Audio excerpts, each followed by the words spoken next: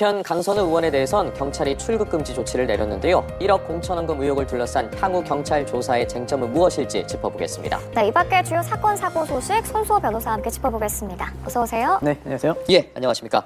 먼저 공천원금 수수 의혹과 관련된 내용부터 다뤄보도록 하겠습니다. 앞서 전해드린 것처럼 경찰이 강선우 의원을 출국 금지했습니다. 강선우 의원의 전 보좌관도 이제 함께 출국 금지 조치된 것으로 전해졌는데 어제 강선우 의원의 자택과 사무실 등에 대해서 경찰이 강제 수사를 벌였습니다. 속도를 좀 올리고 있는 모습입니다. 그렇습니다. 사회적으로 정치적으로 대단히 중요한 사건이고 또한 많은 국민들이 도대체 진상이 무엇인지 도대체 어떤 일이 있었는지 법적으로 불법인지 또는 만약 불법이라면 이런 일이 다른 정치인에게는 과연 없는 것이 맞는지 등등을 궁금해하고 있습니다. 예. 그렇기 때문에 정치적인 해결뿐만 아니라 수사기관이 적극적으로 나서서 이 사건의 어떤 범죄 성립 여부도 확인을 하는 중이고요.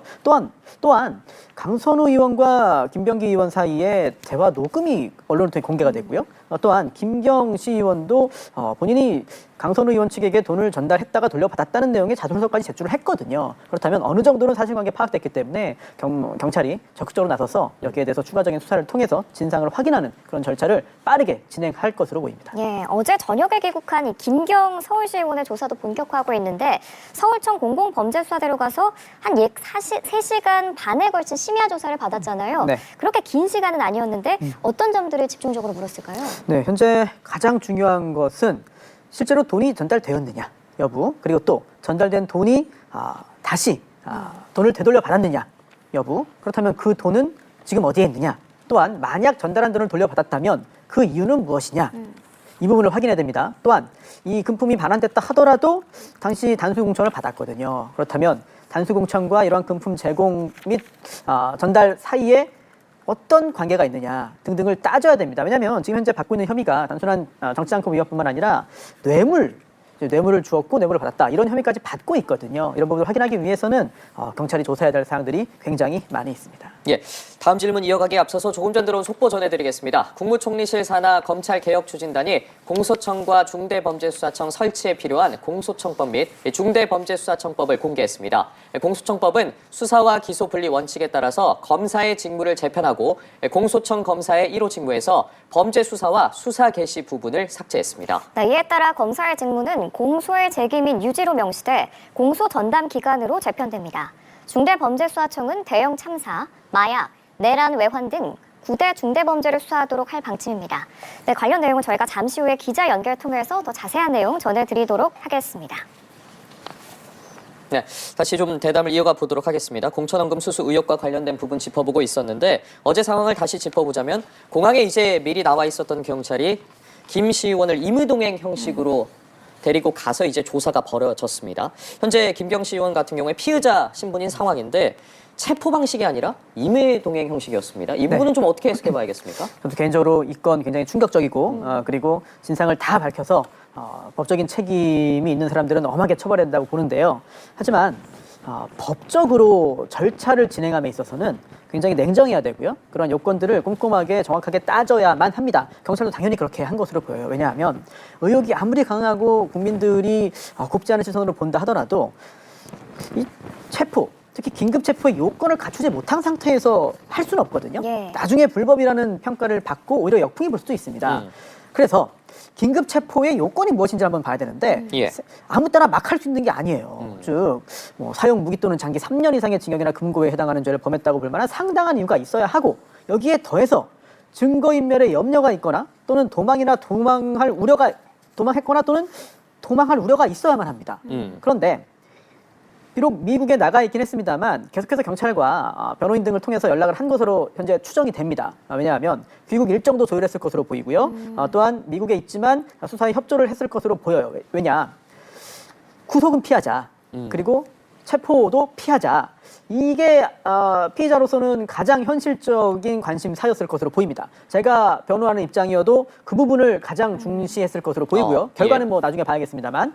그리고 이미 어느 정도는 인정을 하고 있어요. 즉 금품을 건넸다가 네. 돌려받았다. 굉장히 중요한 건데 인정을 했거든요. 그렇다면 지금 연락을 끊고 잠적을 하거나 아니면 전면 부인을 하고 아무것도 협조를 하지 않는 상황도 아닙니다. 따라서 경찰이 볼 때는 증거인멸의 염려가 있는지 의문이고요. 또한 도망한 것도 아니고 도망갈 우려가 있다고도 장담할 수 없다. 그렇다면 긴급체포 요건이 충족되지 않는다라고 판단을 한 것으로 보이고 저 역시도 그렇게 보입니다. 예. 물론 갑자기 이렇게 한 다음에 어디로 도피한다, 잠적한다, 도주한다 그런 경우도 없진 않죠. 하지만 경찰 입장에서는 그동안 수사에 비록 미국에 있었습니다만 다양한 루트를 통해서 경로를 통해서 협조를 해왔기 때문에 현직 시의원이고 또 자술서 제출이 굉장히 큰 의미가 있거든요. 이런 것을 볼 때 긴급 체포하기에는 다소 무리가 있다라고 보고 임의동행 형식으로 조사를 이룬 것으로 보이고요. 예. 또 하나 중요한 게 있습니다. 뭐냐면 긴급 체포를 하면 시간에 쫓겨요. 즉 48시간이 이제 그 보장이 되는데 네. 긴급 재판 후에 48시간 안에 석방을 하거나 아니면 구속영장을 청구해야 됩니다. 그런데 어제 장시간 비행 후에 귀국했잖아요. 네. 시차 문제도 있고 건강 문제도 있어서 경찰이 애초에 긴 시간을 조사할 수도 없는 상황이었습니다. 그런데 만약 긴급 체포를 해버리면 시간은 그때부터 시작이 되거든요. 그다음 실질적인 조사를 하지 못한 상태에서 시간만 간다면 구속영장 청구는 못하고 사실 그대로 풀어줘야 되는 상황인데 그렇다면 긴급 체포를 왜 하느냐? 요건을 갖췄는지도 확실치 않은 상태에서 무리하게 긴급 체포를 하면 보는 국민들 입장에서는 속 시원할 수 있겠습니다만 수사에는 오히려 차질이 생길 수 있거든요. 이런 부분들까지 경찰이 두루두루 고심을 하고 다 고려를 해서 어제는 긴급체포가 아닌 임의동행을 한 것으로 보입니다. 예. 그리고 이제 김경시 의원이 어제 저녁에 입국을 해서 바로 조사를 받은 게 아니라 본인의 자택 압수수색을 참관 후에 조사실로 향한 거거든요. 이게 압수수색 참관이 꼭 본인이 있어야지 가능한 건가요? 그렇지는 않습니다. 물론 압수수색은 강제 수사이고 예. 그리고 아무도 보지 않는 상태에서 들어가서 다 수색하고 압수해버리면 나중에 위법 수집 증거가 되기 때문에 증거 능력이 없어집니다. 따라서 참여권이 보장이 돼요. 즉 피의자 본인이 현장에서 참여를 하든 아니면 변호인이 하든 그래서 당사자가 없더라도 변호인이 가서 현장에 참여하는 경우들이 있고요. 저 역시도 굉장히 유명한 연예인이라든지 또는 스포츠 스타들 집에 없거나 그런 경우 현장에 없는 네. 경우 있어요. 그래서 그럴 때는 부탁을 받고 가서 현장에서 참여하는 경우들은 있습니다. 그런데 어제 굉장히 늦은 시간이었잖아요. 그렇기 때문에 아마도 변호인보다는 당사자가 피의자 본인이 가서 직접 보겠다라고 했을 수도 있고 또는 이 압수수색의 참여가 핵심적인 목적이라기보다는 장시간 비행을 하고 오지 않았습니까?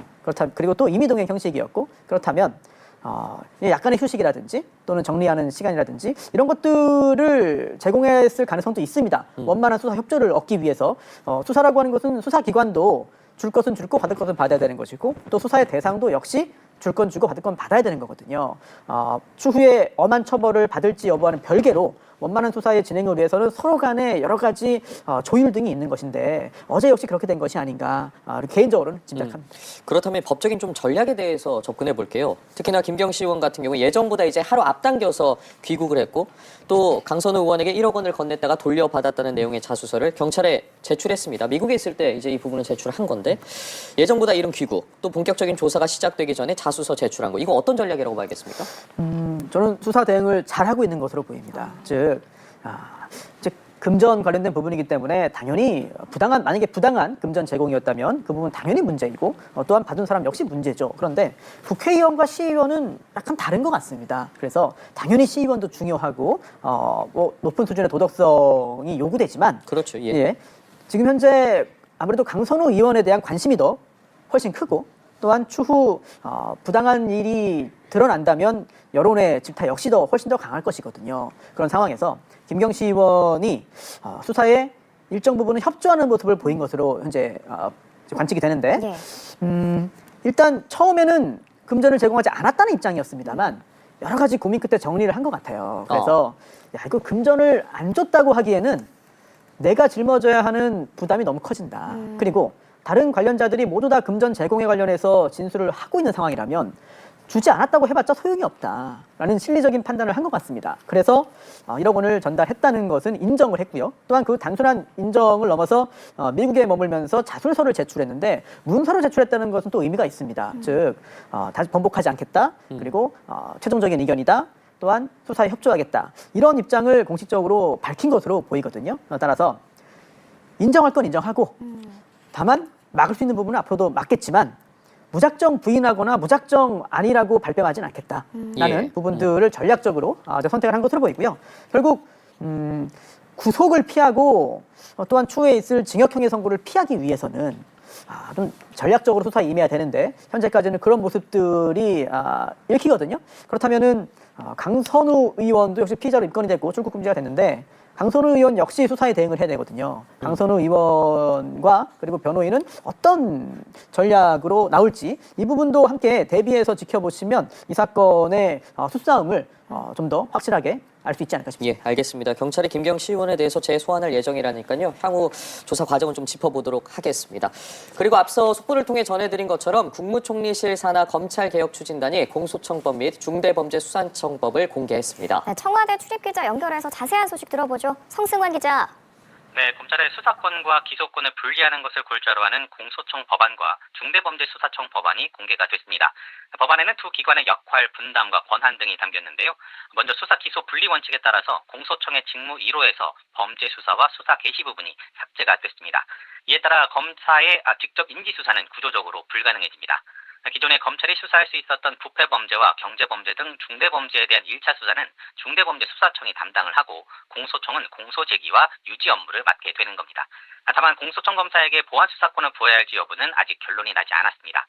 검찰개혁추진단은 송치받은 사건에 대한 보안 수사와 관련해서는 형사소송법 개정 과정에서 검토할 예정이라고 밝혔습니다. 중수청은 구대 범죄를 수사할 수 있도록 수사 대상을 규정을 했습니다. 구대 중대범죄에는 경제, 공직자, 선거, 사이버 범죄 등이 포함됩니다. 지능적, 조직적, 화이트 칼라 범죄를 중심으로 사회적 파급 효과 등을 고려해 설정했다는 게 검찰개혁추진단의 설명입니다. 중수청 인력 구성은 수사사법관과 전문수사관으로 나뉩니다. 법리 판단 등에서 전문성을 갖춘 법률가 출신의 수사사법관을 두고 다양한 증거 수집을 위해 경험이 풍부한 비법률가 출신의 전문 수사관을 둔다는 계획입니다.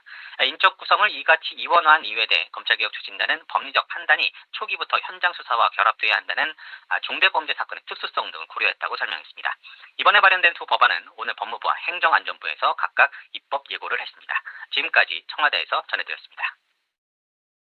네, 이렇게 성승환 기자 연결 통해서 공소청과 중수청 설치 법안 관련한 공식 발표 내용 정리해서 듣고 왔는데요. 구체적으로 어떤 점들이 바뀌게 되는지 송 변호사와 얘기 나눠보겠습니다. 먼저 가장 궁금해지는 게 그러면 이렇게 새롭게 신설된 공소청이 기존 검찰청과 어떤 점이 다르냐거든요. 큰 틀에서는 뭐가 바뀌는 거예요? 네, 국민의 삶에도 직접 영향을 주는 굉장히 중요한 부분입니다. 단순히 정치적으로 바라볼 것이 아니라 실제로 억울한 사람이 생기지 않도록 만들어야 한다는 그런 부분들을 가장 윗부분에 놓고 생각을 해야 되는 그런 사안인데요. 네. 우선 생각보다 크게 달라지지 않는 것 같습니다. 네, 그동안 검찰청이 있었죠. 지금도 있습니다만 곧 사라질 예정인데 검찰청은 검사로 이루어져 있죠. 그래서 검사가 수사도 했고 그리고 기소했고 공소유지까지 했습니다. 그래서 수사를 개시할 수도 있었고 수사를 종결할 수도 있었죠. 그러다 여러 가지 문제 제기가 있으면서 경찰이 수사를 개시하고 종결할 수 있고 검찰은 예외적으로 일부 사건에 대해서만 할 수 있었거든요. 그런데 그렇게 현행 제도가 운영되는 중에 검찰청이 폐지되기도 했고 네. 그런 상황에서 오늘 발표된 이 입법 예고안에 따르면은 크게 달라지지 않은 것 같아요, 지금과. 즉 중수청이 생깁니다만 검찰청이 폐지되고 중수청이 생깁니다만 기존의 검찰청에서 수사를 하던 검사들이 중수청으로 넘어올 것으로 보입니다. 그러면 이렇게 넘어와서 그동안 했던 어떤 역할보다도 더 적극적으로 수사를 할 수 있지 않겠느냐라는 생각이 들어요. 물론 검찰청에서 검사로서 하던 것과 새로 생길 중수청에서 수사를 진행하는 것과 차이는 분명히 있겠습니다만 아주 전면적으로 아주 획기적으로 검사의 역할이 제한된다거나 아니면은 그동안 검사가 누렸던 사회적인 여러 가지 지위라든지 이런 것들이 뭐 소멸해버리거나 그런 식의 아주 가파른 각도의 변화라고 보기는 좀 어려울 것 같고요. 물론 확정된 건 아니고 현재 입법 예고가 된 것이고 그리고 또 최종적으로 어떻게 보완이 이루어질지도 모르겠습니다만 생각보다 크게 변한 것 같지는 않습니다. 말씀해 주신 것처럼 어쨌든 이제 입법 예고가 됐고 그 세부적인 내용들을 이제 살펴보면서 어떤 점이 바꿔가야 될지에 대해서는 좀 시간이 지남에 따라서 더 저희가 짚어볼 부분인 것 같은데 검사의 역할에 대해서도 말씀을 해주셨고 다만 이제 오늘 눈에 띄는 부분이 공소청 검사에게 보안 수사권을 부여할지 여부는 아직 결론이 나지 않았습니다. 이번 발표에서 이 부분이 빠졌는데 좀 신중하다고 해야 될까요? 앞으로 좀 논의할 부분이 있어서 그런 것 같습니다. 대단히 중요하거든요. 왜냐하면 제가 조금 전에 진행자의 질문에 크게 변하지 않은 것 같다라고 말씀을 드렸습니다만 네. 그래도 변화는 있는 거예요. 왜냐하면 기존의 검찰청과 달리 공소청이 생기면서 수사와 기소는 완전히 분리가 된 거거든요. 즉 기존 검찰청에 있던 검사가 어제 중수청으로 넘어와서 수사를 할 수 있지만 예. 그 개인의 입장에서 볼 때는 계속 수사를 하는 거지만 이 조직에서 볼 때는 공소청은 수사를 하고 이제 그 기소청은 공소 유지를 한다.